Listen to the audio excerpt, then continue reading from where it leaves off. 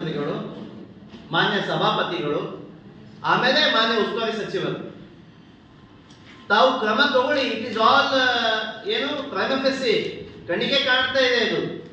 So ಇದ್ರ ಬಗ್ಗೆ ಸ್ವಲ್ಪ ತಾವು ಗಮನ ಹರಿಸಿ ಇದ್ರ ಮೇಲೆ ತನಿಖೆ ಆದರೆ ಮತ್ತೆ ಮೂಡೋದು ಏನಿದೆ. ಈಗ ಗುಲ್ಬರ್ಗದಲ್ಲಿ ಅವರು YES ಇದು ಫೋಟೋ ಯಾಕಂತಂದ್ರೆ ಇಸ್ಪೆಟ್ ಕ್ಲಬ್ ನಡೆಸೋದು, ಆಮೇಲೆ IPL ಬೆಟ್ಟಿಂಗ್ ನಡೆಸುವಂಥದ್ದು.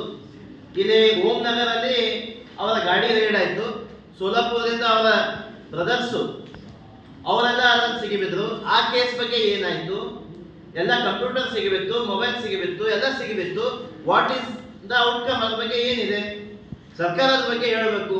ಇವರೇ ಟೋಟಲಿ ಇನ್ವಾಲ್ವ್ ಆಗಿ ಎಲ್ಲರಲ್ಲಿ ಇನ್ವಾಲ್ವ್ ಇರ್ತಾರೆ ಅಂತಂದ್ರೆ IPL ಬೆಟ್ಟಿಂಗು, ಬೇರೆ ಬೇರೆ ಕಡೆ ಇವ್ರದ್ದೇನೋ ಸ್ಪಾಗಳು, ಮಸಾಜ್ ಪಾರ್ಲರ್ಗಳು, ಹೋಟೆಲ್ಗಳು ನಡೆಸ್ತೀವಿ ಅಂತೇಳಿ ಸುದ್ದಿಗಳು, ಅದ್ರ ಬಗ್ಗೆ ತನಿಖೆ ಆಗಬೇಕು.